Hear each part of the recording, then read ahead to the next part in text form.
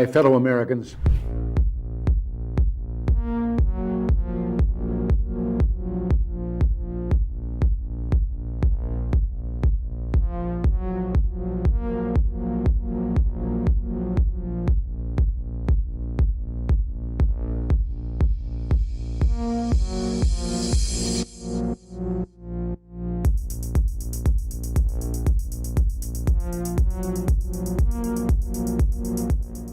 what do you have to say about dictators of countries like Indonesia, who we sell weapons to, yet they are slaughtering people in East Timor?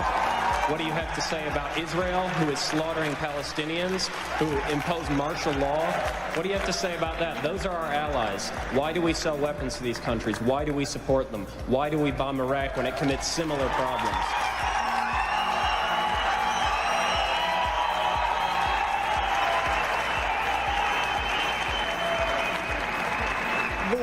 There are various examples of things that are not right in this world, and the United States is trying.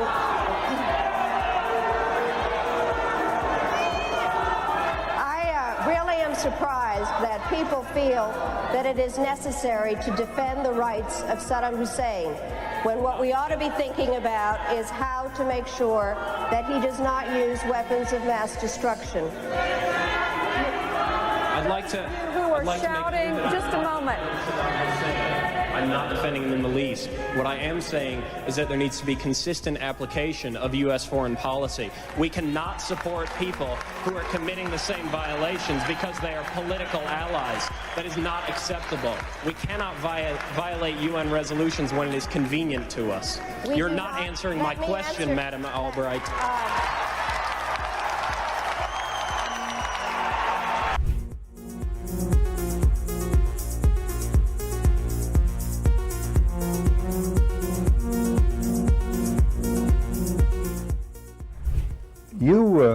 You briefed the press, did you not, when you were there? Well, I had several jobs. One of my jobs was that of analyst. I also was an interrogator and indeed briefed the press when we, the CIA, wanted to circulate disinformation on a particular issue. Disinformation is not necessarily a lie. It may be a half-truth. And we would pick out a journalist. I would go do the briefing and hope that he would put the information in print. What was your percentage of success? We were pretty successful in planning information of a rather rarefied nature. For instance, if we wanted to get across to the American public that the North Vietnamese were building up their force structure in South Vietnam, I would go to a journalist and advise him that in the past 6 months, X number of North Vietnamese forces had come down the Ho Chi Minh Trail system through southern Laos. Now, there is no way a journalist can check that information. That's data derived from radio intercepts, spy in the sky photography. So either he goes with the information or he doesn't, and ordinarily or usually the journalist would go with it because it looked like some kind of exclusive. Go after these gentlemen. I would be directed to cultivate them, to spend time with them at the Caravel Hotel or the Continental Hotel, to socialize with them, and slowly but surely to try to gain their confidence by dolloping out valid information which was true. And then I would drop into a conversation the data that we wanted to get across, which might not be true.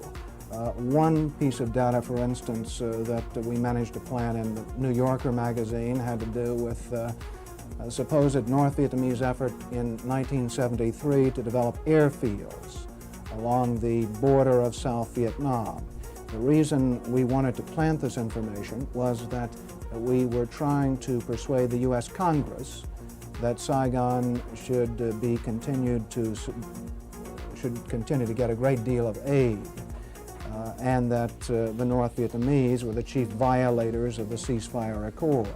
That was printed in the New Yorker magazine under the byline of Robert Chaplin, as indeed was a great deal of such information which we tried to circulate.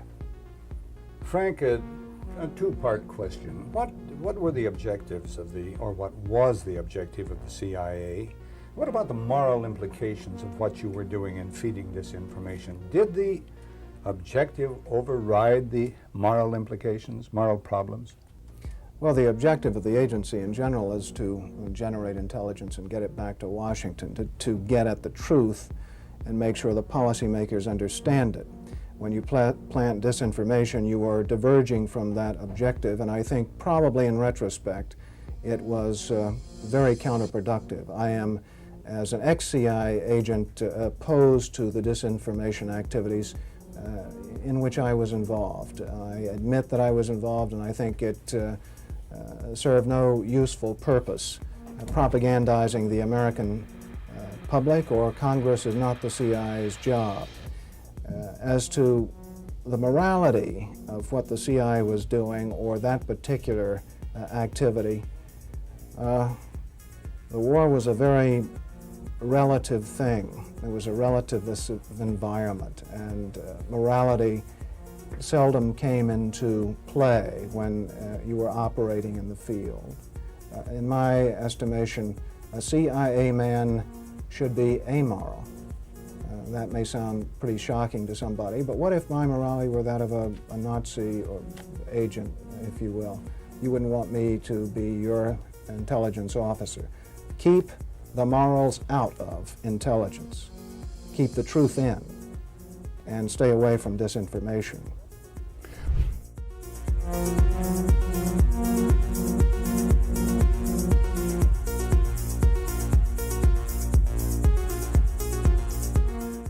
It would have been more appropriate for Mr. Trudeau, Prime Minister of Canada, to address this House according to Article 144, an article which was specifically designed to debate violations of human rights, democracy, and the rule of law, which is clearly the case with Mr. Trudeau. Then again, a Prime Minister who openly admires the Chinese basic dictatorship, who tramples on fundamental rights by persecuting and criminalizing his own citizens as terrorists just because they dared to stand up to his perverted concept of democracy, should not be allowed to speak in this House at all. Mr. Trudeau, you are a disgrace for any democracy. Please spare us your presence. Thank you. And it might sound radical, colleagues, but the answer to war is not more war, it's peace. And peace isn't delivered by the barrel of a gun. It's delivered by diplomacy, by dialogue. You can wish away your continent's history, but we share a continent with Russia. We will sit down with Russia. There will be a negotiated peace, and this organisation should be promoting it earlier rather than delaying it and making sure that more Ukrainians die. Your feigning of sympathy rings hollow. It makes me sick, to be honest with you. Is the US a functioning democracy? Well, let's have a look at it. It costs $2 billion to become president. They have 25% of the total prisoners in the world. They spend over $800 billion a year on arms, which is more than most of the world put together. They've been at war for 250 years since their state was formed 275 years ago. But they can't afford universal health care. They can't afford the $1.7 trillion debt forgiveness for students. They can't afford a program for the 17 million children that go to bed hungry. Is this a functioning democracy? What's your idea of a democracy?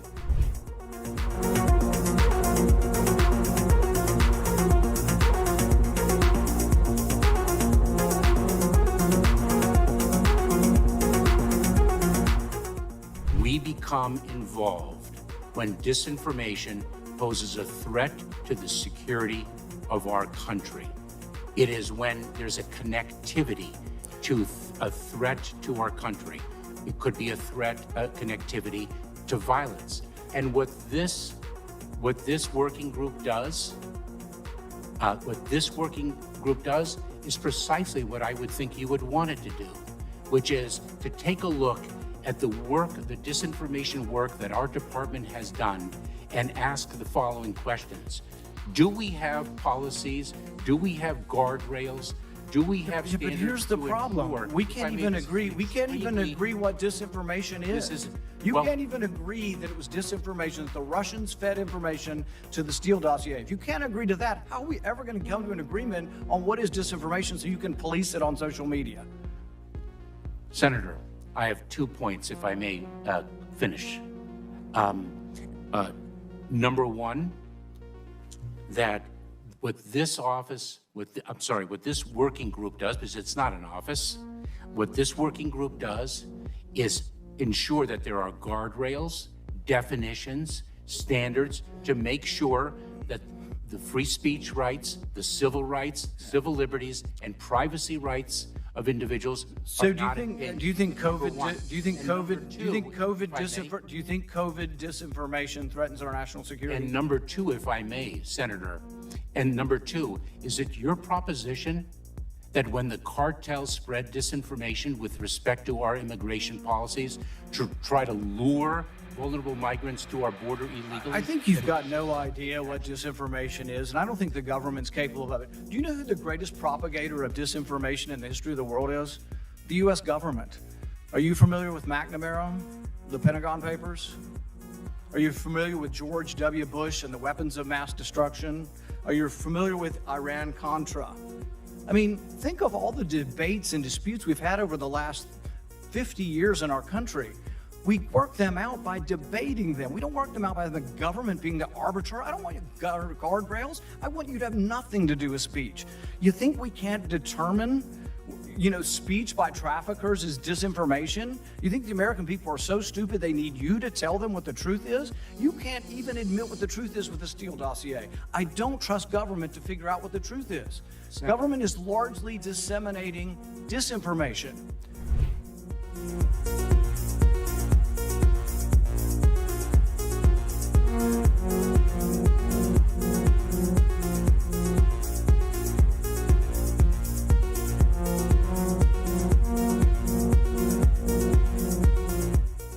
You would know this this is a bit of an aside, but in terms of how you think about problem sets, when I was a cadet, what's the cadet motto at West Point? You will not lie, cheat, or steal, or tolerate those who do. I was the CI director. We lied, we cheated, we stole. It was like we had entire training courses. We had a good discussion on ensuring global energy security and adequate oil supplies to support global economic growth, and that will begin shortly. I'm doing all I can to increase the supply for the United States of America, which I expect to happen. The Saudis share that urgency, and based on our discussions today, I expect we'll see further steps in the coming weeks. Are you worried about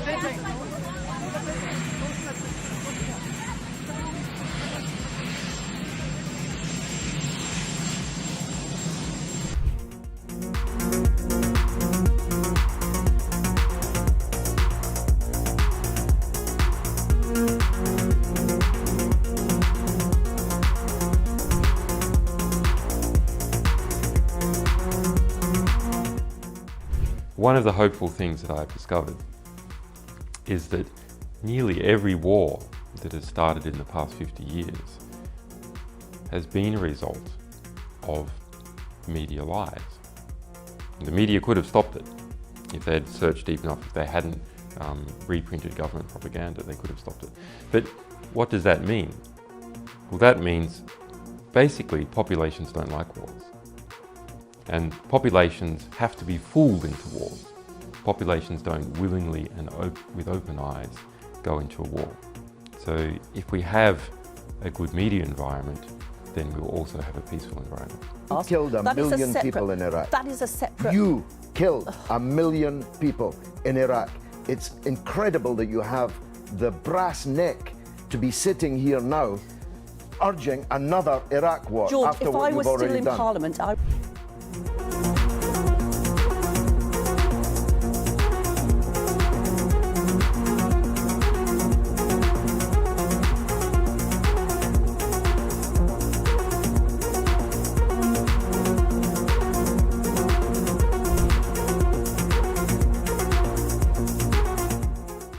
I can no longer remain in today's Democratic Party that's under the complete control of an elitist cabal of warmongers who are driven by cowardly wokeness, who divide us by racializing every issue and stoking anti-white racism, who actively work to undermine our God-given freedoms that are enshrined in our Constitution, who are hostile to people of faith and spirituality, who demonize the police but protect criminals at the expense of law-abiding Americans, who believe in open borders, who weaponize the national security state to go after their political opponents, and above all, who are dragging us ever closer to nuclear war.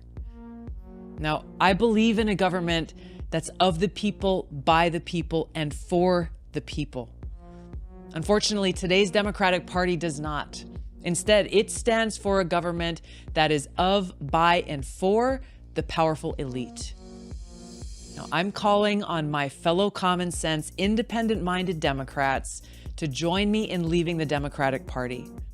If you can no longer stomach the direction that the so-called woke Democratic Party ideologues are taking our country, then I invite you to join me.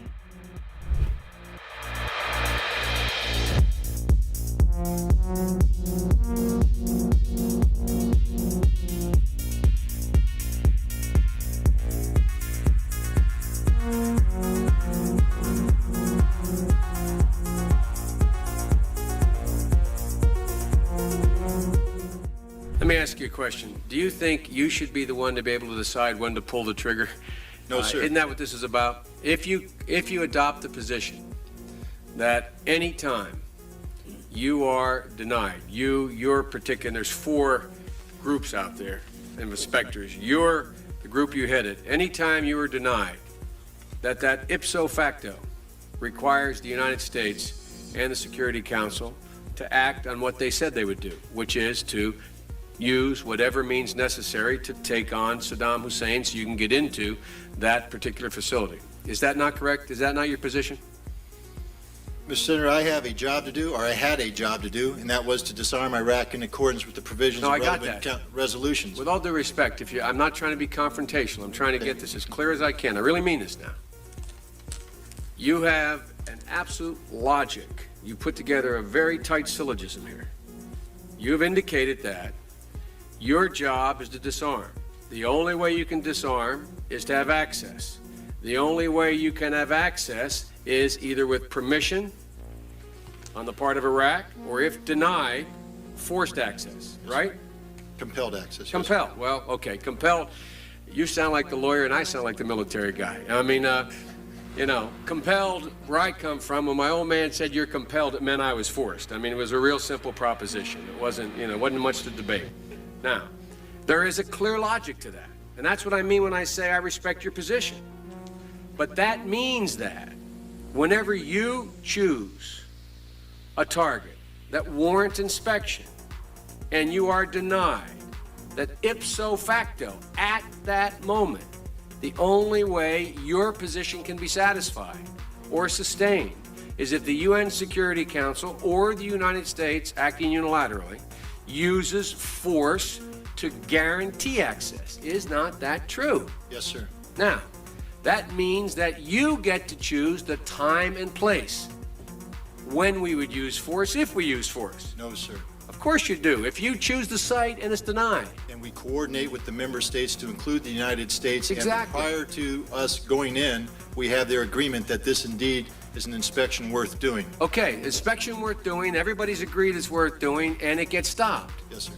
At that moment, we're an automatic pilot as far as you're concerned. Period. No ifs, ands, or buts. Now, I respect that. But now, it seems to me the Secretary of State might have a slightly different problem. Secretary of State might be sitting there and saying, now look over there on that side. Now, I remember so-and-so and so-and-so and so-and-so, and the 12 people on this side, they're all the ones that said they didn't want to use force. Now, I'm going to have to go tell the president now that we should, or Secretary Cohen, unleash whatever it takes to get it done. And our military assessment is the same as the majors.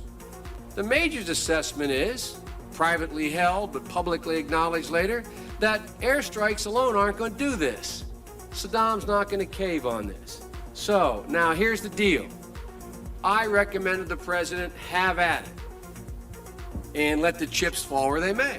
A reasonable position for the Secretary of Defense, the Secretary of State to take. But I respectfully suggest, Major, I respectfully suggest they have a responsibility slightly above your pay grade. Slightly above your pay grade. To decide whether or not to take the nation to war alone, or to take the nation to war partway, or to take the nation to war halfway. That's a real tough decision. That's why they get paid the big bucks. That's why they get the limos and you don't. I mean this sincerely. I'm not trying to be flip, because I think, and that's why I said at the outset, the reason why I'm glad you did what you did, we should come to our milk. We should make a decision. But in terms of whether the Secretary of State has no more to consider than you do as the arms inspector. You didn't get in, didn't get my job done, get me in. Period. You made the deal, right? That's the deal. A deal's a deal. Get me in. Scott Ritter, I'm ready to go. It's not how it works. Now, maybe it should work that way.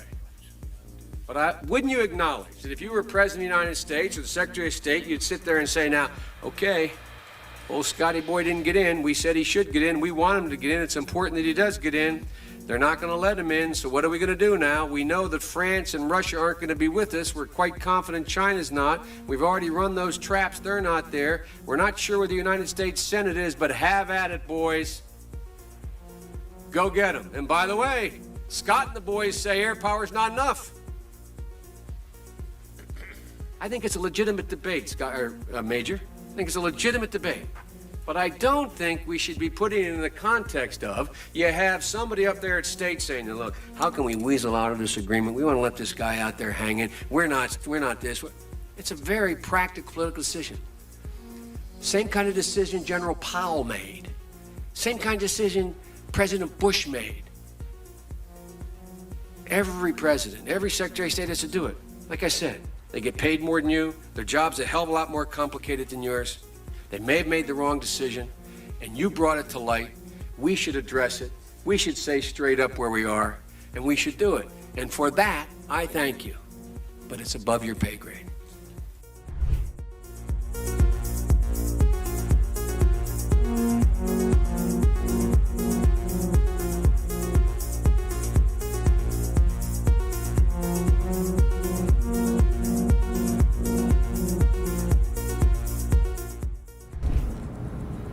Well, one of the four principal functions of the CIA is to gather intelligence and ideally forward it to the president, the users of information, the policymakers, as they say. There are other functions, however, some of them more legitimate than others. One is to run secret wars, the covert action that's written and talked about so much, like what's happening in Nicaragua today from Honduras. Another thing is to disseminate propaganda to influence people's minds, and this is a major function of the CIA. And unfortunately, of course, it overlaps into the gathering of information. You have contact with a journalist, you will give him true stories, you'll get information from him, you'll also give him false stories. For example, in my war, the Angola war that I helped to manage, 1/3 of my staff was propaganda. Ironically, it's called covert action inside the CIA. Outside, that means the violent part. I had propagandists all over the world, principally in London, Kinshasa and Zambia. We would take stories which we would write and put them in the Zambia Time, and then pull them out and send them to a journalist on our payroll in Europe. But his cover story, you see, would be that he'd gotten them from his stringer in Lusaka, who had gotten them from the Zambia Time. We had the complicity of the government of Zambia, Kenneth Kaunda, if you will, to put these false stories into his newspapers. But after that point, the journalists, Reuters and AFP, the management was not witting of it. Now, our contact man in Europe was, and we pumped just dozens of stories about Cuban atrocities, Cuban rapists. In one case, we had the Cuban rapists caught and tried by the Ovimbundu maidens who had been their victims, and then we ran photographs that made almost every newspaper in the country of the Cubans being executed by the Ovimbundu women who supposedly had been their victims. These were fake photos? Oh, absolutely. We didn't know of one single atrocity committed by the Cubans. It was pure, raw, false propaganda to create an illusion of communists, eating babies for breakfast and that sort of totally false propaganda.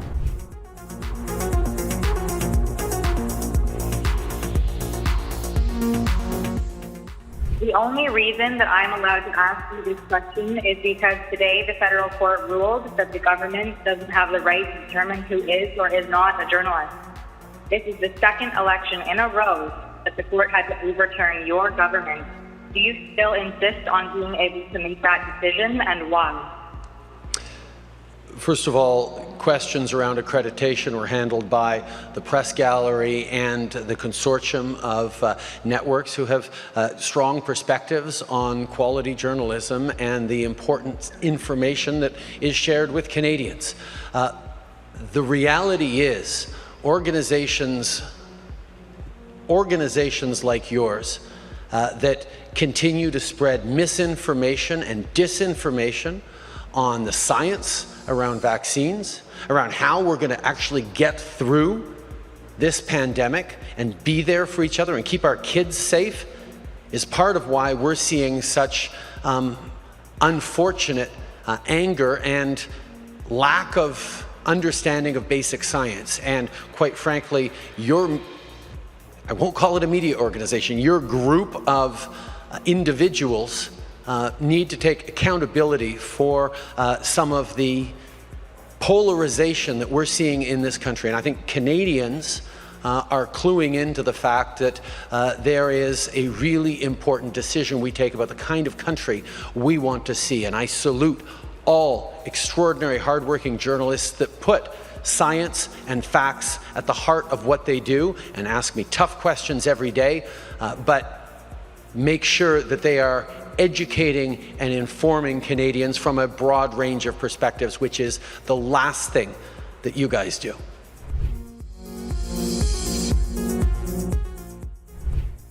Whatever our hopes may be for the future, for reducing this threat or living with it, there is no escaping either the gravity or the totality of its challenge to our survival and to our security.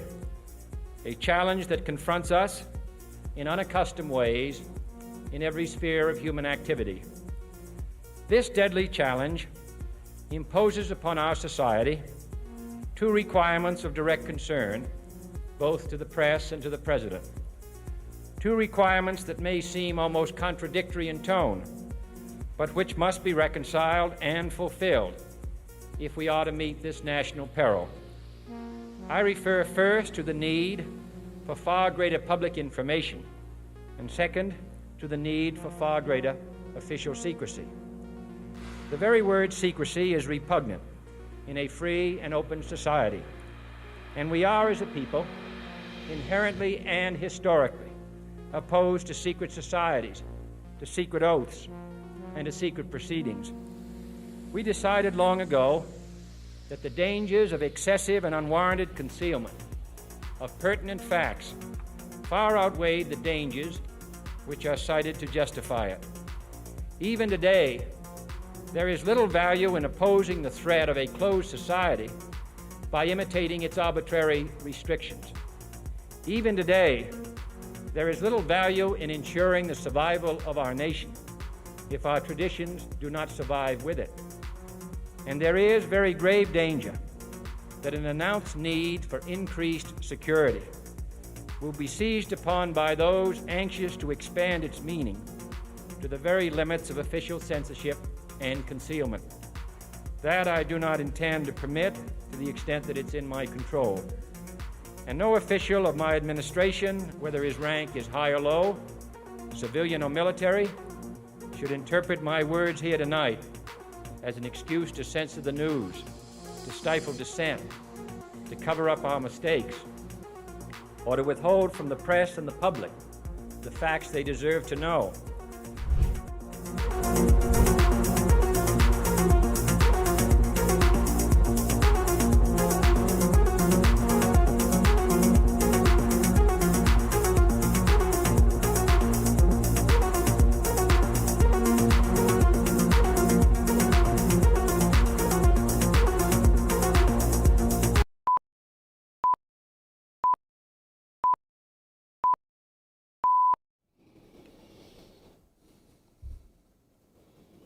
Welcome, everybody, to Redacted on this Thursday. I'm Clayton Morris. I'm Natali Morris. And on this show, we cover the stories the mainstream media largely ignores, the stories that they are too scared to cover because they are bought and sold by billionaire corporations that would affect their bottom line. We are not, so we are supported by you. Thank you, guys, for watching and subscribing to our channel. We've got a very busy show for you on this Thursday. A lot of big international events that we're going to attempt to cover tonight.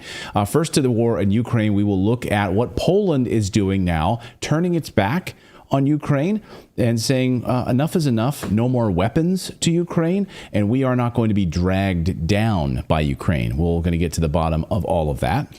Plus, we're going to continue to cover the crisis at the border, why global governments seem to be unwilling to address it, but local governments continue to cry for help. We have an update for you from Michael Yon on that one. Indeed, and we're going to go to Canada, of course, because the LGBTQ plus TTY, whatever protests, the million-person protests were a huge success. What does this mean for the future of Canada, the Trudeau government, and will these protests spark copycat protests like the trucker convoy did, and of course inspired convoys around the world, in the Netherlands, in the United States? Will we see a lot more protests saying, hey, keep your hands off our kids, keep your gender ideology out of our classrooms, and let parents decide what's best for their children, not the schools and the Trudeau government? So all of that and more as Redacted starts right now.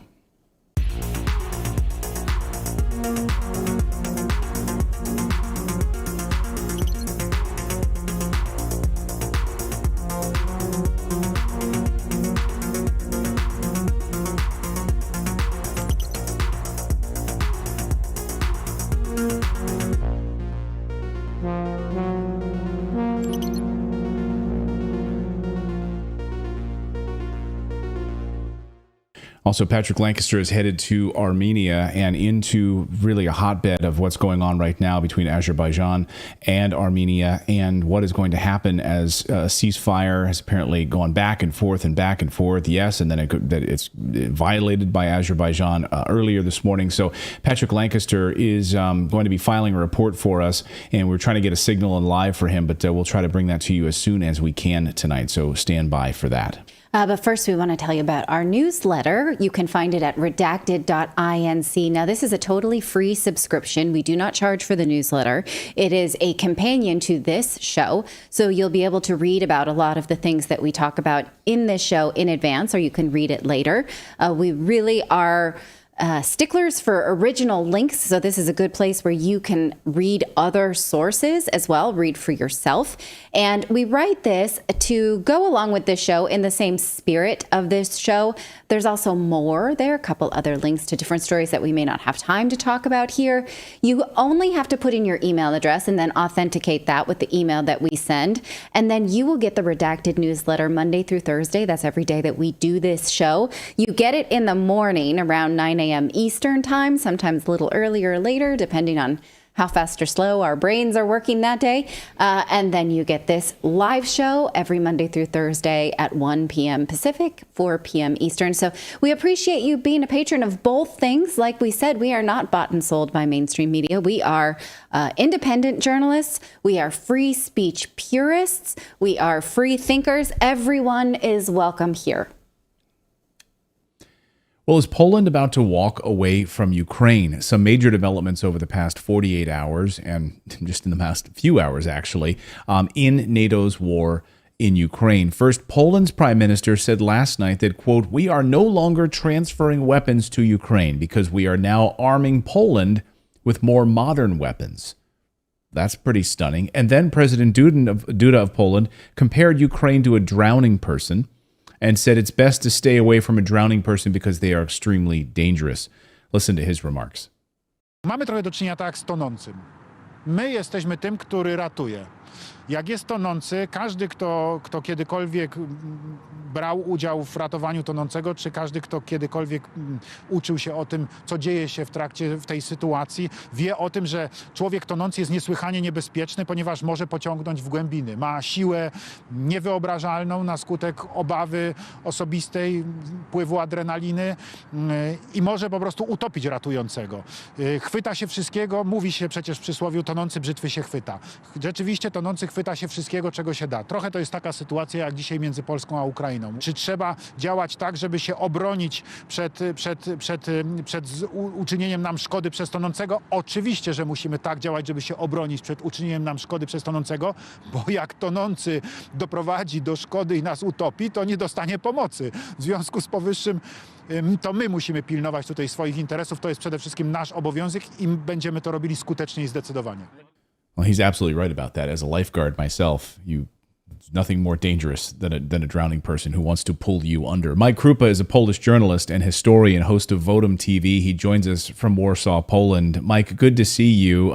So Ukraine is a drowning person? How's this resonating in Poland today? Hello, Clayton. Welcome. Great to be back on the show. Well, I think it's in line with Polish public opinion because the trends, and this was reported, I think, by Reuters or the Associated Press yesterday, that the attitude towards Ukrainian refugees in Poland has basically dropped since February 2022 from 90%, that's the figures that they presented, to about 62%. I've seen other figures.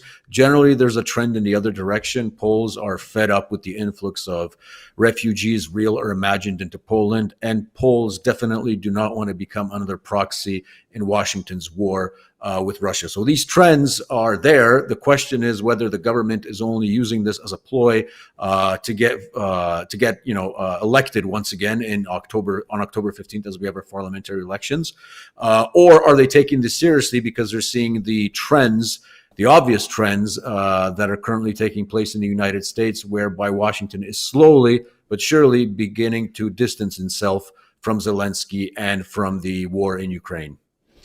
There's been some interesting speculation on the part of some polls that I've seen that Duda is distancing himself from Zelensky, in part laying the groundwork for a recapturing of historically Polish territory in Western Ukraine.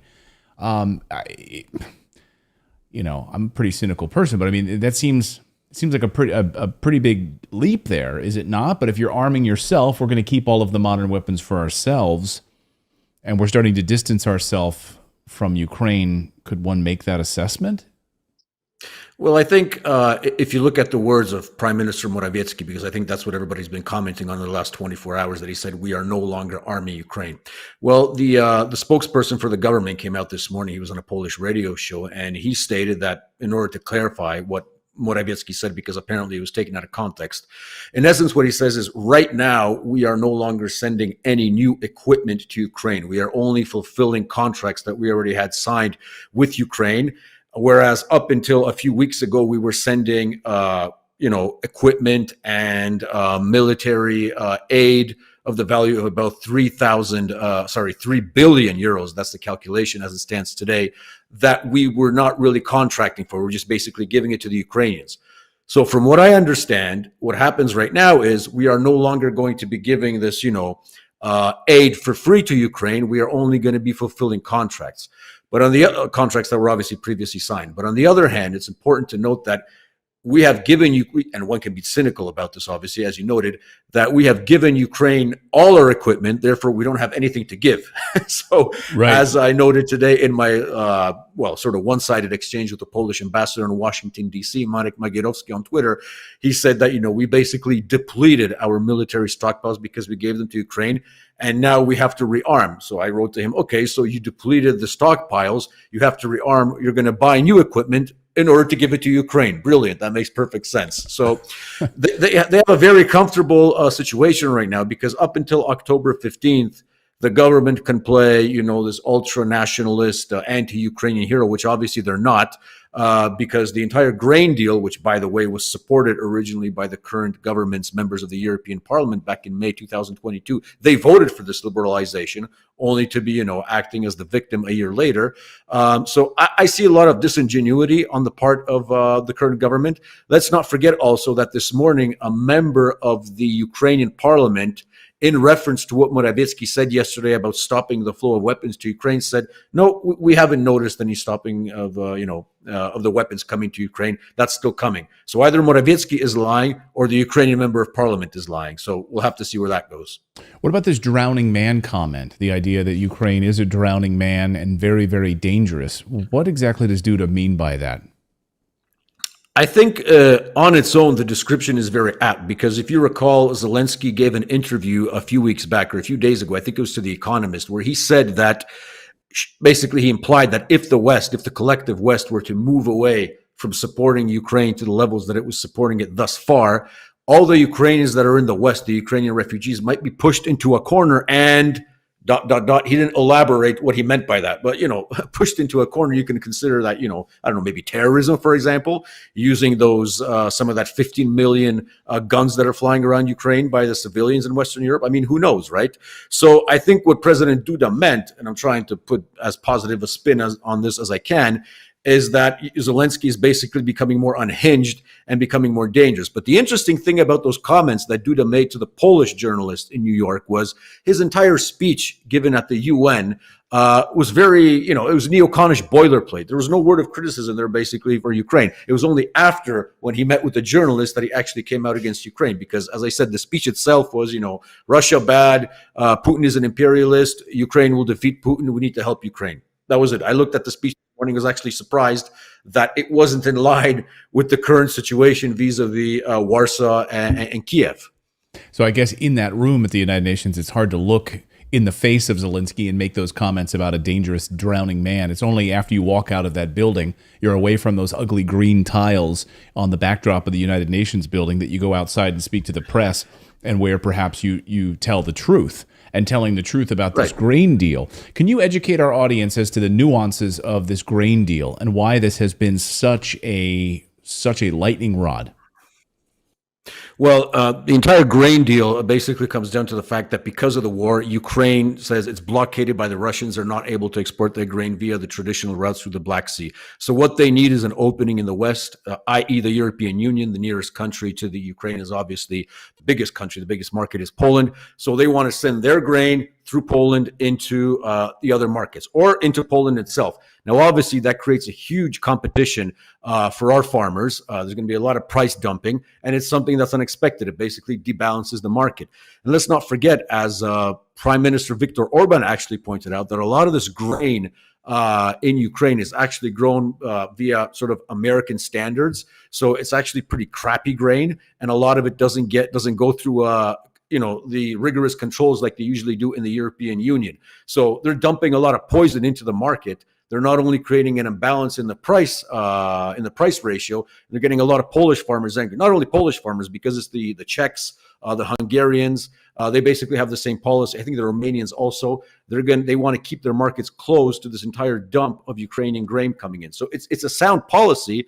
The question is, why were all these countries, with the exception of Hungary, because I don't think Orban's MEPs were voting on it in the European Parliament, but every single member of the Law and Justice Party, which is the party that is ruling in Poland, last year voted to liberalize the exact thing that we're talking about right now. So the import of Ukrainian grain into the European Union. And now they're complaining they're the victim. So to me, it's very disingenuous. And I think there's a lot of evidence to show that they're only doing this up until the elections, and then come October 15th, if Law and Justice wins the elections, I would not be surprised if it's going to be business as usual, and they'll find some sort of formula for opening up the market because, Putin, because the war, because we have to help Ukraine. So Right. I think that's where we're going to be going. And that crappy Monsanto grain that's basically being grown on, I don't know, BlackRock Vanguard soil now in Ukraine, which of course, Ukraine is being bought up and controlled by a lot of these massive corporations now, the West owns. So they can turn that fertile land into these green pastures and so forth. So unbelievable. Any final thoughts? Any sort of major pieces that we missed on this today, Mike, that you think are important for our audience to know about this? Because it seems like there's a big movement now in Europe, and I think these comments were calculated. I mean, again, you don't just make this mistake and then have to clarify it later. You're really, I think, putting up a trial balloon here to really show that you're moving away from Ukraine. I think there might be two reasons for this. Well, first of all, obviously the elections are coming up, so we have to play the tough guy. On the other hand, if you consider that when Zelensky came to New York for his big United Nations speech, which he apparently himself attended in the audience, if you watch the Ukrainian view of the situation, Telegram viewers know what I'm talking about. But what happened was, on the same day, the New York Times reported that missile that hit Konstantinivka wasn't a Russian missile at all. It was a Ukrainian missile. So that was a nice welcome to the UN from the New York Times, the newspaper of record, to Zelensky. But you can see the trends are changing, right? So if you consider that every major foreign policy decision made by every Polish government after 1989 sort of went parallel to what Washington was deciding on the big geopolitical scene. What I'm guessing is, other than the elections, another factor that might be playing into these comments is that, okay, the trends in Washington are changing. They're becoming more hardline towards Zelensky. They might be thinking of dumping him. So we should take an appropriate line as well and distance ourselves from him. That very well may be the case. And I wouldn't be surprised if it was, which obviously, testifies to the fact that we don't have a sovereign foreign policy in Poland. We just listen to the trends on the Potomac, or we listen to instructions coming from Washington. But another interesting thing that I think I should point out before I go is, next week, or in 2 weeks, there will be parliamentary elections in Slovakia. And the man who's slated to win those elections is Roberto Fico, or Fico, as we say in Eastern Europe. And he used to be Prime Minister of Slovakia. And Fico has said that if he comes to power, all aid to Ukraine is coming to an end, and he will take a different stance towards the Ukrainian conflict than Washington dictates. Those are his words. So I think, should he win the elections in Slovakia, that'll send a trend, I think, and a signal to Polish voters to think, well, if Slovakia has taken a different course, why can't we? So I think it's something to look out for before October 15th, what happens in the parliamentary elections in Bratislava. That's a great point. And you're seeing United States members of Congress now saying we will not vote for an extension of the debt ceiling, funding the United States government. If there is any funding in there for Ukraine, we are done funding the war in Ukraine. And Senator Rand Paul is steadfast in this. We'll see if he caves. I hope they hold the line on this. I'm watching Matt Gaetz. I'm watching J.D. Vance. I'm watching all the firebrands and diehards in Congress, and I hope they hold the line, because this time you can't let go. You really have to hold the line on this. From your mouth to God's ears, let's hope. Yeah, we're hoping for it as well. Mike Krupa, always great to see you. Thanks for joining us from Poland, giving us the Polish perspective on this. This is a big, big moment, I think, in this war. Thanks, Mike. Thank you, guys. Thank you, Clayton. Thanks so much, Mike. And a very just fast-moving situation right now in Poland. As Mike and I were talking before the show, it's like this is developing very, very quickly here, and I think we are seeing a sea change right now across Europe. And when you see Senator Rand Paul in the United States saying, "I will not vote to fund the government if there's any additional funding for Ukraine in this money. No more. We are done." I don't know how Ukraine could have not seen this coming. You can't sue your friend and then still come to their dinner party. I just don't understand it. So maybe they've sort of overestimated their popularity. So we're going to continue to watch what happens here. And, our only agenda is that the war stops and people stop being hurt. That's really it. Yeah. One of our other agendas is that this border invasion stops in the United States, but it seems to be accelerating. Michael Yan is going to be joining us from Panama because, unbelievably, the numbers are accelerating. The amount of illegal immigrants coming through the Darien Gap in Panama, getting on luxury buses and going right to the United States is accelerating. at record numbers over the past 48 hours. Journalist Michael Yon is going to be joining us from the heart of the jungle there in the Darien Gap. We'll get to that in just a moment. But first, we want to tell you about our friends over at Indeed, because the thing about running your own business is that every single hire counts. And no hiring partner understands that like Indeed. Indeed is a platform where you can attract, interview, and hire all in one place. So don't spend hours on multiple job sites looking for candidates with the right skills when you can do it all with Indeed. Find top talent fast with Indeed's suite of powerful hiring tools like Indeed Instant Match, assessment, and virtual interviews. If you hate waiting, well, U.S. Indeed data shows that over 80% of Indeed employers find quality candidates whose resume on Indeed matches their job description the moment they sponsor a job. So join over 3 million businesses worldwide who are using Indeed to hire great talent fast. Indeed knows that when you're growing your business, you have to make every dollar count. So that's why with Indeed, you only pay for quality applications that match your must-have job requirements. Indeed knows that finding the right skills makes all the difference when you're hiring a team. So head on over right now to Indeed.com/redacted to start hiring right now. Again, just go to Indeed.com/redacted. One more time, that's Indeed.com/redacted. Terms and conditions apply. Cost per application pricing not available for everyone. You need to hire? Then you need Indeed. Well, over the past few days, we've seen a record number of illegal migrants pouring across the border into the United States as well as into Europe. Mayors declaring states of emergency in Texas. We're seeing states of emergency basically being declared in parts of Europe as well. Entire towns being inundated with illegal migrants. You have a population in a particular town of 8,000 people, and you have the illegal migrants coming in that are tripling that amount of people, completely taking over local governments. Journalist Michael Yon is back in Panama. He's been in the jungles near the Darien Gap, watching as thousands of illegal migrants have been pouring into that area on their way up into the United States. And Michael joins us now. Michael, last night, I know you tweeted out video, drone footage, it looked like, of buses just in the middle of the night, just trucking as many people as possible towards the United States, right? That's true. In fact, that was on this road right here, Clayton. Down this road about 200 or 300 yards, I guess about 250, is San Vicente Camp. This is the camp that Mayorkas came down to, Secretary of Homeland Security. He landed in a helicopter right over here. There's a little airstrip. He came in his security vehicles down this road. I waited for him. And he went in that camp. We have more than doubled the size of that camp. So the video that you saw from last night, the drone footage, is most of the Chinese stay in this camp, by the way. So the most of the Chinese don't go to the big slum camp, you might call it, where there's a lot more people in Lajas Blancas. This is San Vicente here. But the Chinese have more money and they come here. A lot of them have been staying in this hotel, Tenose. But now they seem to realize Tenose is dangerous. People come here and interview them, get information from them. So I haven't seen anybody stay here in the last 10 days or so. Can you describe like the numbers that you're seeing right now, Michael? Because we're seeing states of emergency being declared in Texas, and we're seeing trains of people now. Footage is emerging, of course, of people on trains. How many are you seeing? A massive influx where you are in Panama?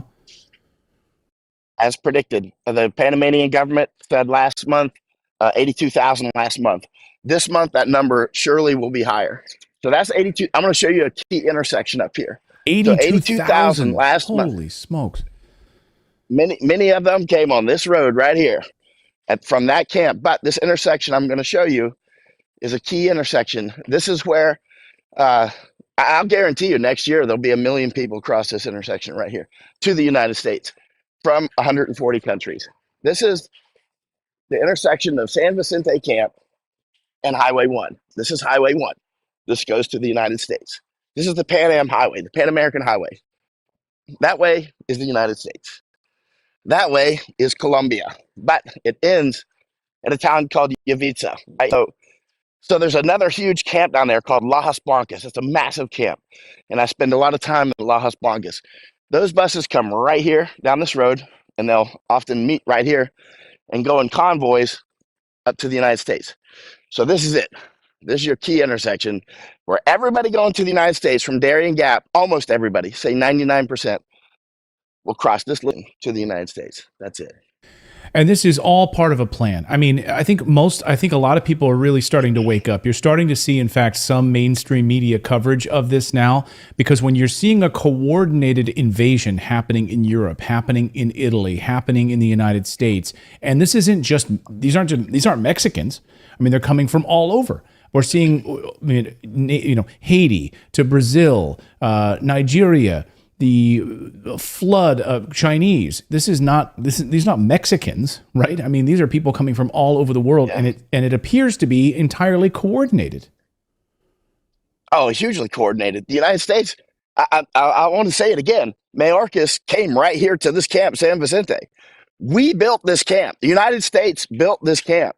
The United States is expanding this camp. There's another camp out in the jungle now. We just call it New Camp. We were just out there the other day. A bunch of Imbra Indians, let's say for argument's sake, 120 of them, were with their machetes cutting it down. So this new camp, there's so many people coming through now that they're actually starting a new camp. Everything is much more efficient. In the past, even just months ago, there goes Red Cross, the human smugglers themselves. Anyway, Red Cross, I used to think they were good guys. They're clearly not. So the Red Cross is, and so this camp, they used to line up, the buses used to line up right here, right? And they would all line up. Now they just burst through. As soon as they load up, just imagine all the airplanes at Atlanta airport lining up and taking off at once. That's the way it used to be. Now they fill them up. They only line up with 2 or 3, and they only stay here for, like a minute or two. They used to stay here 20 or 30 minutes. Everybody would line up. They're making it more efficient. So the path from Colombia now is shorter. It's safer. It's still extremely dangerous. Dozens will die today. Every day, dozens of people die out there. So the path is shorter. It is safer. Still very dangerous. Here comes a bus right now, actually. Okay, so this is a bus of... Where is this bus? And this bus is on its way to the United States. Yeah, it's on the way to Costa Rican border. And we'll get up. Yeah, we'll get over here. It's on the way to the Costa Rican border. They'll drop... that's another thing that's become efficient. Ben Berkwam and Oscar Blue and Matt stuff at the Costa Rican border. And now they're just passing right through. They don't even show their passports anymore. The migrants are just walking through. The tourists are still lining up for their passport. That's going to Las Blancas camp. So they would have just dumped people off, almost certainly Chinese. And now they're going to go back to Las Blancas camp. So that's in the direction of Las Blancas camp. Right? If they were full, they would go that direction. So they're going back. They would go to Costa Rica. So they're going back now to fill up. And again, who's paying for these buses? Well, the migrants will pay $40 per head, right? But who paid for these? You see, that's a luxury bus. There's at least 60 of them now, minimum 60, because we know about 60 per day are going. So, and it's about a 24-hour turnaround per bus. So there has to be at least 60 buses, but that doesn't account for maintenance. So it's got to be some number greater than 60, actually. Wow. So, I mean, it takes 10 or 12 hours to get to Costa Rica to here, and then you got to get back, reload, and go back. We've seen, of course, numbers increasing over the past few weeks. It seems, again, really astonishing. And we covered here on the show a couple of months ago, flying in a helicopter over the colonias in Texas, showing off these large villages, these large neighborhoods that have been constructed using American taxpayer dollars to basically build entire subdivisions for illegal immigrants. Then the Daily Wire over the past few days has also started to cover this story. Spencer Lindquist from the Daily Wire. So you were covering it a couple of months ago on our show. Now it seems to be getting more awareness about these massive colonias in Texas that I think most Americans don't even realize that taxpayers are paying Spencer, for these big neighborhoods. Go ahead. Yeah, well, Spencer's covering it because I reached out to him. I'm doing force multiplication. I've taken a lot of journalists out here. Ann Vandersteel's over here right now. I've taken a lot of journalists out here, Oscar Blue, Ben Berkwam. A lot of the people you see covering this now are because I'm doing force multiplication. And every SF guy out there knows what I'm talking about. So I'm taking people out here and I'm showing them the ropes. I arranged a helicopter for Daily Wire, right? I'm the one that got Spencer out there. It's very important. I vetted him first. He's a good guy. He's super smart. got him out there, and look what he's doing. He is smashing that colonia. He is smashing Governor Abbott, right? Good job, Spencer. Very good job. Now I want Spencer to come down here. I'll make it happen, right? And anybody that's deadly serious, you got to be super serious. I'll take you out here, but you got to be very serious. It's dangerous. Well, when we covered that story initially a couple of months ago, and we featured it here when we had you on to break that story of the colonia here on Redacted, so many people were watching it saying, I can't believe it.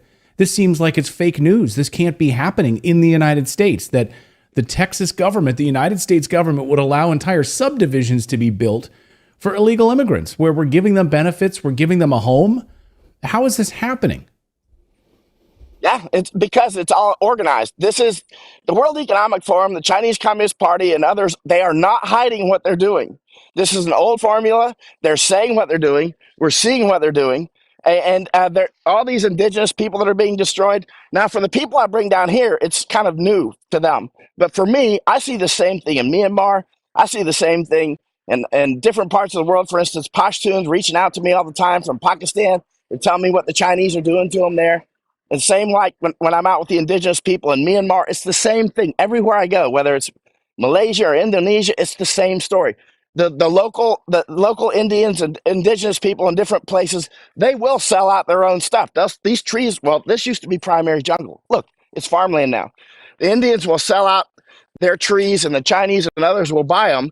And then the next thing you know, I'm telling you, Clayton, this road is going to open. This road to Colombia is going to open. And it's not in the news. I haven't seen anybody. I was just out droning a new bridge they're building. I just drove 2 days ago. They're clearly the road to Colombia. So building a road to Colombia, and Michael, I'll get you out of here on this. When you see what's happening in Italy, when you see what's happening in Europe, do you see similarities here, or is it a totally different scenario? What's happening in Europe, what's happening in the United States, or is it all part of the same plan? Same players, same game. Often when I leave Panama, I go straight to Netherlands, and I'm off in Germany and Hungary and Austria and all those places, France. I'm looking at the same thing. This is the same game. It's the same rat trap, same cheese everywhere. Netherlands is as key as Panama. Panama is vital terrain in this war. This little spot, this little road is one of the most vital arteries in the world right here, and it goes right across the canal. I'll be up at the Panama. If you take a right on this road, you'll go across the Panama Canal. So you've got two major arteries crossing each other right there, right? And this Panama will be lucky to survive because clearly basically Panama is walking around with pork chops hanging around their neck. This highway and the Panama Canal. And there's a lot of people that want those pork chops. Netherlands is the same way. We can say, look what they're doing to the indigenous people. That's true here. But in Netherlands, the very sophisticated Dutch farmers, they're falling for, not just the farmers, but the Dutch people, they're falling for the same traps that the indigenous people fall for in the jungle. I'm in Netherlands all the time. I mean, Netherlands is falling for the same traps that the Indians in the jungle fall for here. They're going to lose Netherlands. Well, Michael's on his way to Panama City. We appreciate you hooking up the Starlink and being able to give us some coverage there and showing us what Highway 1 looks like and these massive influx that we're seeing in the Darien Gap. And I just want people to remember, like, Michael is blazing a trail here, leading other journalists and shining a light on one of the darkest stories in the world right now that the mainstream media is ignoring. So, when people were saying, "Oh, that can't be happening," Michael's shining a light on it, and I want to thank you for the incredible work that you're doing, and being able to shine a light here on this show about it. So, thank you, Michael, for everything you're doing down there. Thank you, Clayton. And warning to Japan, it's coming to Japan. I've written 3 books on information war that are only in Japanese language, and I've written those, over the last 10 years to try to wake up Japan. This is going to come to Japan. I'm telling you. Well, with the population decline, this is exactly what the United Nations has been warning about with migration, with moving migrants into areas of massive population decline and the birth gap. And of course, Japan is leading the world right now in a population decline and a birth gap. So, we'll keep our eye on Japan. Michael Yan is in Panama. Thank you so much, Michael, for everything you're doing. We appreciate it. Thank you, sir. See you next time. All right, thanks so much, Michael. Terribly scary. And of course, Michael is heading up to the Panama Canal. So we will bring a report from Michael as to exactly how bad it's gotten up in that region as well. So again, you're not going to see this on local media, your mainstream media. CNN's not covering it. Fox is like barely covering it with Bill Melugin. They've done, at least that part of the story has been good, but down in Panama, no coverage at all where this thing is actually starting. So thanks to Michael for his amazing reports there. We've got more news to get to here on your Thursday. We're going to look at these protests in Canada against the Trudeau government. And it was really amazing. And I think the numbers all across Canada yesterday exceeded 1 million, with a 1 million person march from Ottawa to Toronto, all over Canada, coming out saying, keep your hands off our children, keep your gender ideology and your indoctrination out of our schools. Let parents actually parent their children. So what is the future hold for the Trudeau government? We'll talk about that in a moment. Well, it's interesting because the mainstream media says, oh, it's just hundreds. It was small. Justin Trudeau, he condemned it, but it was not so small. In fact, we tried to bring you some of this coverage yesterday, and the cell towers were totally overwhelmed with so many people. That's how small it was. You're going to be able to see it today, though. We finally got through. Yeah, it's unbelievable how many people were like hitting all these cell towers in these different locations and couldn't get any coverage through videos, anything that we wanted. It was crazy. So yes, a lot of people out in protest. Anyway, we'll get there in just a second and show you that. But first, we want to tell you about our friends over at Aura sponsoring today's episode, because have you ever Googled yourself and seeing like your personal information? It's amazing. Or just I don't know, Google your mom or something like that. Just look up your personal information and you'll be stunned to see what is out there being sold by data brokers on the internet. And I mean, it's unbelievable. You'll find your address, your email, all of that kind of stuff. Data brokers are making a fortune selling your information to robocallers, spammers, and others who want to learn more about you and try to make money off of you. And Aura can identify these data brokers who are exposing your information, and they can submit opt-out requests on your behalf. And if they don't do it, it's a legal issue for those companies. So they better get your stuff out of their profiles right now, or they could be in big legal trouble. Brokers are legally required to remove your info. And if you ask them to do it, they make it super hard for you to do it. So Aura does it for you. They can handle it much more quickly than you can do it trying to do it on your own. Aura also does so much more to protect you and your family from online threats that you can see. It's really easy to set up, so you don't have to download several different apps to get things like parental controls, antivirus, VPN, because Aura is all built in. They have a VPN, a password management, antivirus, and parental controls, identity theft insurance, all built into one affordable price, one affordable app. Now, right there on your screen, see that QR code that's on your screen? You can just scan it and get started with Aura today. And it's unbelievable, and what you can get for in those first 2 weeks of just trying it out, 14 days for free by going to aura.com/redacted. Just use that QR code on your screen. That's an easy way to do it. Or just go to aura.com/redacted. Try it for 14 days for free, and you're going to be stunned at how much of your personal information is being sold out there. Let Aura clean it up for you. Again, aura.com/redacted. Try it free for 14 days.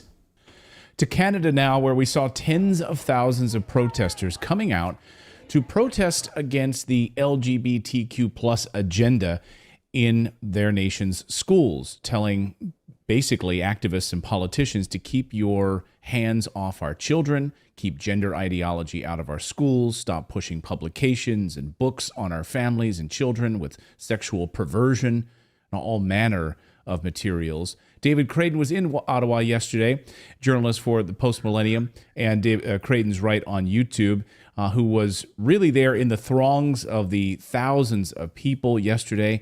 Really an unbelievable moment, David. Can you just sort of set the stage for what, the people that you were interacting with yesterday there live, and then what sort of little pockets of things started emerging throughout the afternoon? Well, Clayton, thanks for having me on today to talk about this very historic day, a monumental day in Canadian history. I would go that far. And being at a protest, I'm sure you know, being a journalist for so many years and being part of protests in the past, you feel like you're on a battlefield at times because you can't be everywhere at once. You're literally trying to push through throngs of people to get to a person you need to interview, and you're trying to get over here because there's action happening and it's just mass chaos. But there are about 10,000 protesters at this event yesterday. That is phenomenal for Ottawa. And it was just amazing to see the enthusiasm of these parents and these children. And I got to tell you this, so many people came up to me and said, we saw you on Redacted last week. We watch Redacted every week. Well, that's So amazing to hear. was- I love that the people that were out at these protests are Redacted viewers. That warms my heart as we stand to end this tyranny. That's great. Because they are definitely being enriched by this program, and they are definitely fighting back against gender ideology. And that was the whole point of this, is parents saying, look, we're sick of our children being indoctrinated in this LGBTQ agenda and being allowed to say, I'm going to change my gender today, or I'm going to change my pronoun from he to she. And guess what? My parents don't need to know. And my parents don't need to give their permission for me to do that. This is between you and me, teacher. And it's usually the teacher telling the child this. And it's the teachers' unions that are really behind this. There are a lot of good teachers out there who are sick to death of this curriculum. But the teachers' union and the public service unions are pushing this ideology. And the parents are finally pushing back. And yesterday's protest, I'm happy to say, it was organized largely by Canada's Muslim community from coast to coast, but there were evangelical Christians there, there were Roman Catholics there were Jews, there were Sikhs, there were Hindus. It was an all-faith meeting, and people from a lot of different political parties. There were liberals there who said, I'm fed up with Justin Trudeau and his woke politics. What do you think this means? What do you think this means for Justin Trudeau's government going forward? I think it means Justin Trudeau has lost the new immigrant vote, which he always relied upon, because the formula with the Liberal Party in Canada, very much like the formula with the Democratic Party in the United States, bring in new immigrants and tell them, we brought you here, you have to vote for us. And the new immigrants are telling me, and I ran into so many people yesterday, said, I came to Canada to get away from the authoritarianism in my own country, from the chaos in my own country. I spoke to a guy from Rwanda yesterday who said, I fled civil war, chaos, anarchy, then what became government authoritarianism. I came to Canada for freedom. I always read about Canada being one of those countries like the United States, like Great Britain, that was so free.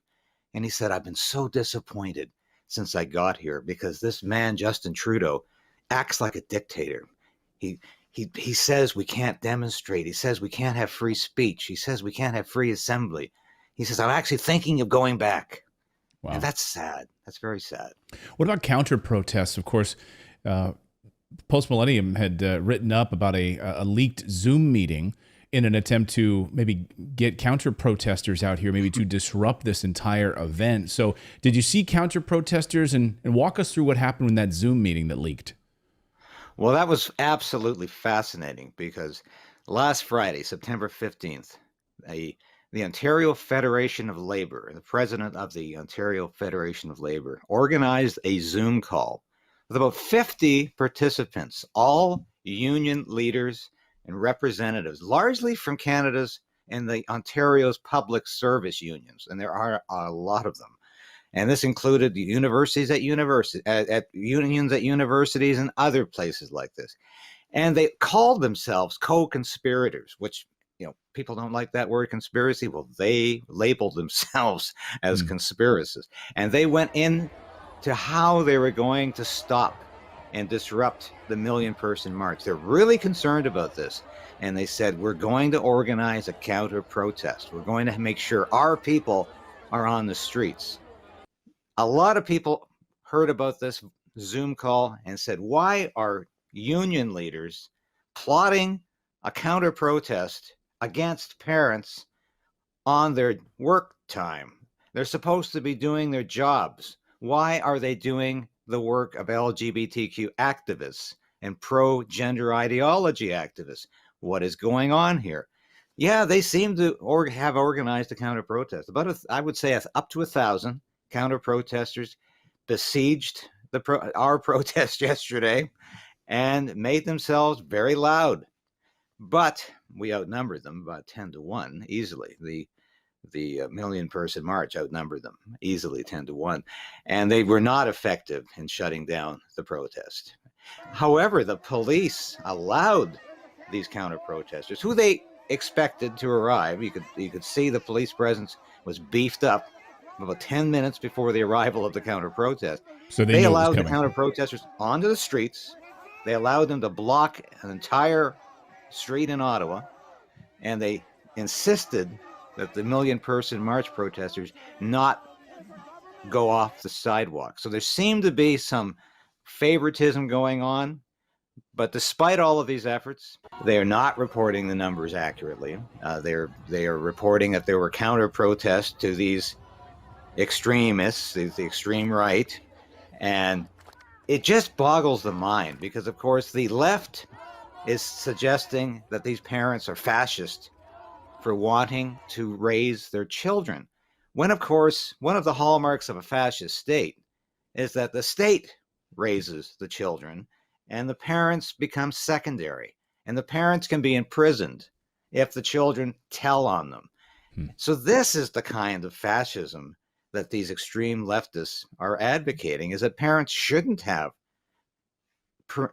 control over their own children, shouldn't be the final arbitrators of choices that are made.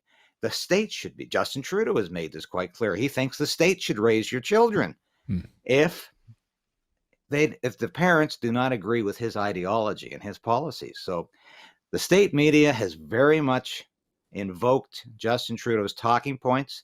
They're faithful to Justin Trudeau's ideology and his policies.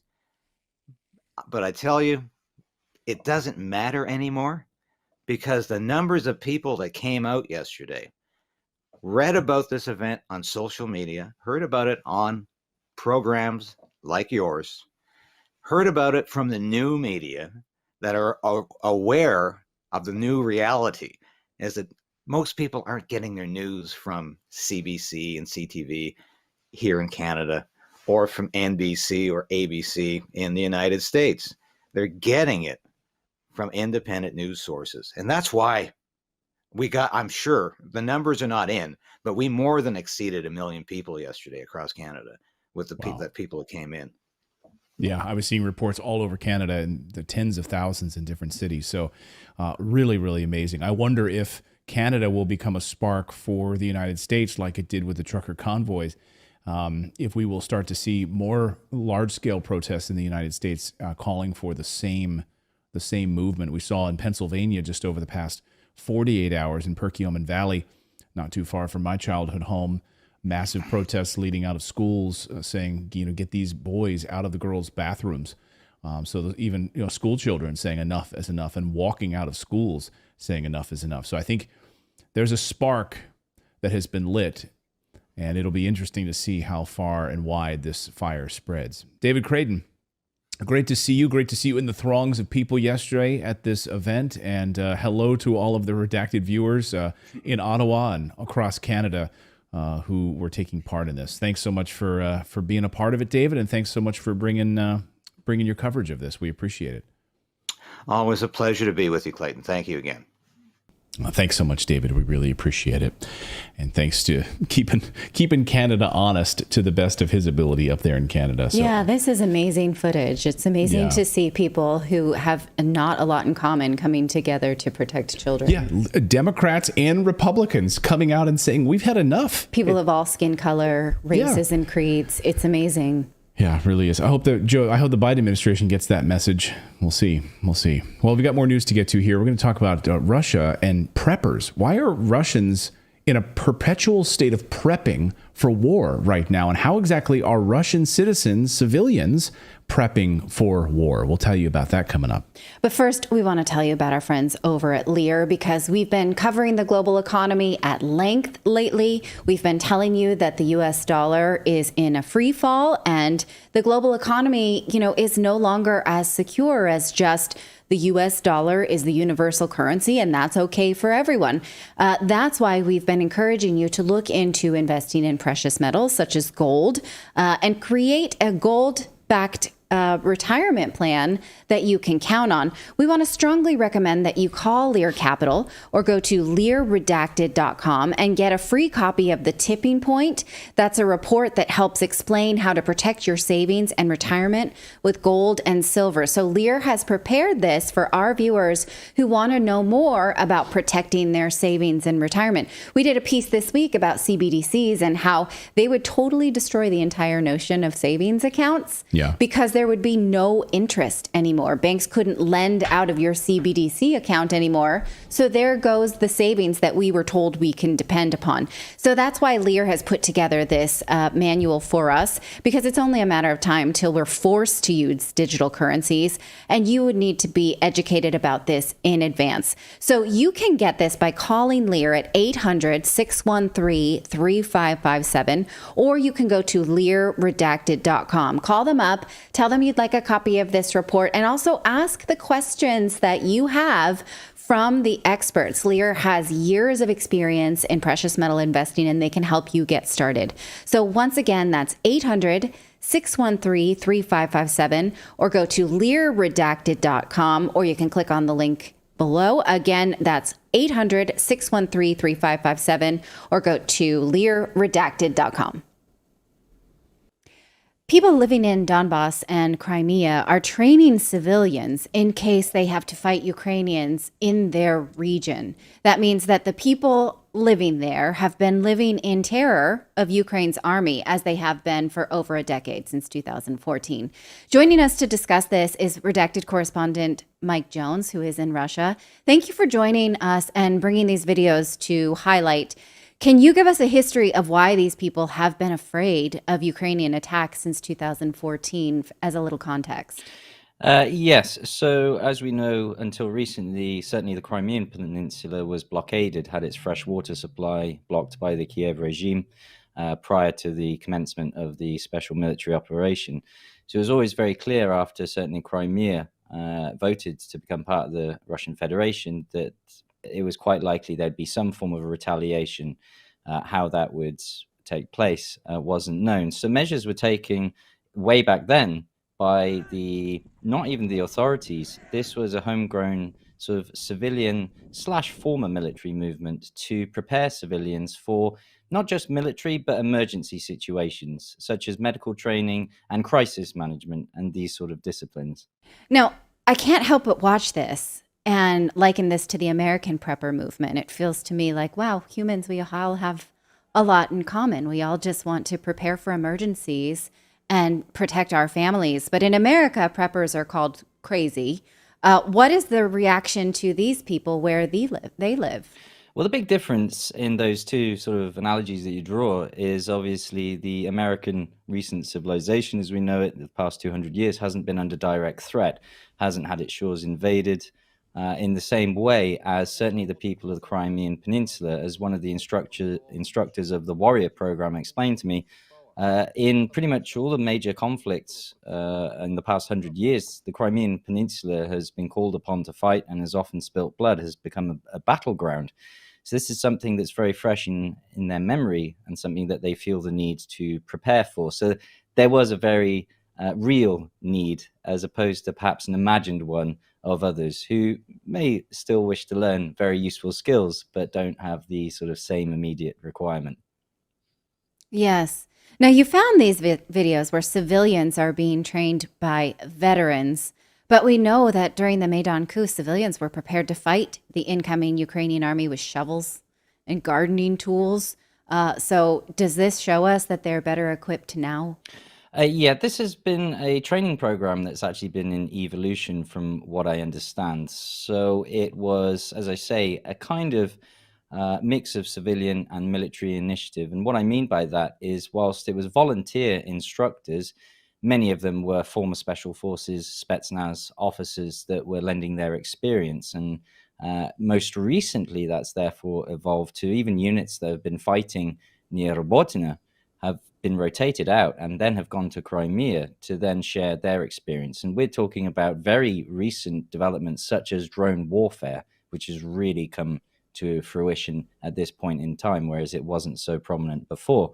The initiative in Crimea actually services civilians now in the Donetsk region, Lugansk region, Kherson and Zaporozhye. So from that peninsula, they go out to help with those civilians.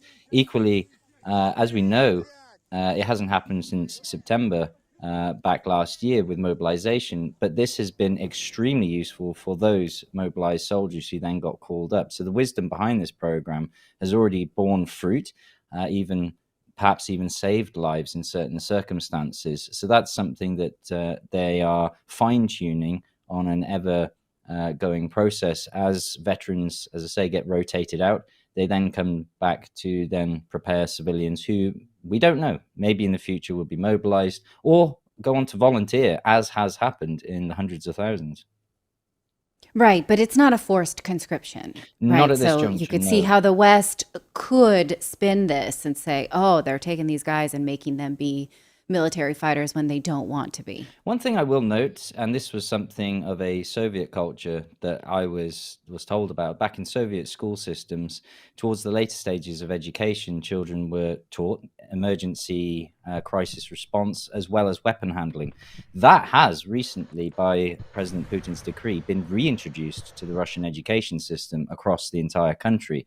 So there is a form of civilian preparation that's also taking place, not just in civilians, but also teenagers in the later stages of their education. So if we look at this as therefore then a bit further than that, if you like, where they then put in the practical skills of actual live firing, which of course I don't believe the children currently do, but they take these skills much further, you know. Wow. Okay, I have to think about that for a second, because to my mind, there's nothing wrong with learning what the military knows about first aid and survival and all of those things. But I cannot imagine this going down in a Western country because, one, we're so afraid of hurting children's feelings and scaring them. And two, we would see it as sort of a pro-war type thing. So I'm going to have to think about that. I would how maybe suggest that you look at it from more of a, I'm not going to say Russian, but Asian philosophy and mindset of discipline. I know that I left the school straight away and went into the army. And I know as an 18, 19-year-old, I did benefit, as painful as it was, being a cocky young man, to be put in my place. But that discipline and control and understanding the hierarchy and when to do just what you're told to do because other people depend upon it, I believe has been a very valuable lesson. And I believe these are still things such even as respect as well. Respect for authority and your superiors and even elders as well is something that's still true. And as you say, in mainstream Western culture, those qualities, those beliefs were dying away. Yes. Yeah. Well, you've given me so much to think about when it comes to that. So, it's a completely cultural divide. And we've done stories here on Redacted about how the U.S. military is now fully supporting gender transition because we're so worried about people having their feelings hurt. And so that feels like the biggest gap between cultures that I can even think about. Now, if, as the West wants, Russia were to, this is something I've been thinking about a lot because we know that the Ukrainian army has suffered massive, massive losses. But yet they still are attacking in Crimea and the Black Sea and inside Russian areas of Donbass. So how long do you think they can do that while losing so many? And does that sort of reduce the need for preparation on behalf of the people living there? We could probably split it into sort of two aspects. I believe what you're describing is more the push down in the Zaporozhye region, where we have these sort of light infantry, small groups that are still throwing themselves into the security zone, the minefields, and so on. There's a very high human cost there, which is very tragic. Now, very recently, there's been an intensification of attacks directly on the Crimean Peninsula. Some of them have been small squads in boats that have been sent on suicide missions. But of course, the frequency of those have been far smaller. What we've seen make the news very recently are these missile strikes. The UK even owning up to the use of Storm Shadow, allegedly, used to potentially damage a submarine that was in dry dock. So these are reminders, certainly for the people of the Crimean Peninsula, that this is not just something that's happening in the Donbass region. It still very much affects them. And of course, these landings on their beaches and land mean that not, in the case of the Crimean people, not that they necessarily have to be military prepared, but certainly emergency prepared if you talk about these strikes and explosions. Not to say that they have been a high frequency of civilian targets struck, such as we've seen in Donetsk, but nonetheless, this response sort of procedure and program is obviously still very much relevant and required to ensure that, again, lives are saved in those crisis moments. Yeah. Well, this is fascinating. And I wish that, there was something we all could learn from each other. Like I said, I wouldn't mind learning the types of skills that people who go through any military have to learn, passing that on to my children. But I wish that it wasn't a world where it was necessary. So thank you so much for bringing these to our attention. It's always a pleasure to talk to you. Thanks for coming on Redacted again, as always. Likewise. Thank you very much for having me. All right. Thank you so much, Mike. It makes us feel like we as humans all have this in common, this need to protect our families and be prepared. There's no cause to call people like that crazy in a world like this. We've been covering how they call preppers crazy, and we've been talking about making sure your family is protected, having meals, ready to go, making sure that you've got an emergency plan in place. I mean, arming yourself. I mean, that's what these families are having to do, arm themselves, because we've, had journalists like George Eliason on the show talking about these people showing up at their house in the night for abductions and so forth. So this is a very real situation for the people that live there and who've been living under the threat of this violence for a decade or more. Yeah. Anyhow, well, that does it for us today. Thank you for joining us on Redacted this week. Remember, we're live every day, Monday through Thursday at 4 p.m. Eastern, 1 p.m. Pacific. We really appreciate you being here live. We appreciate you subscribing to the newsletter. And if you missed anything, we're going to have more content throughout the weekend, so stay tuned. Stay tuned to us either on YouTube or on Rumble. Rumble gets a gold star for the week for standing up for free speech. That's a story we did not talk about, but if you are following us on Rumble, I want to give you extra kudos for that. Well, we did cover it today in the newsletter we deeply, did. But on the Russell Brand story. And so Rumble, came out and supported, saying we are not going to deplatform, demonetize Russell Brand because the UK government is asking us to. You can basically go screw yourself. Yeah, I'm not going to do that. It made me really proud to have a presence on this platform and inspired to continue to grow it. So if you're already there, thank you for being there. If you're not, consider joining us over there. If you're really a purist about free speech, we really appreciate it. But we appreciate your presence wherever you come from. Thank you so much for joining us. We will see you next week.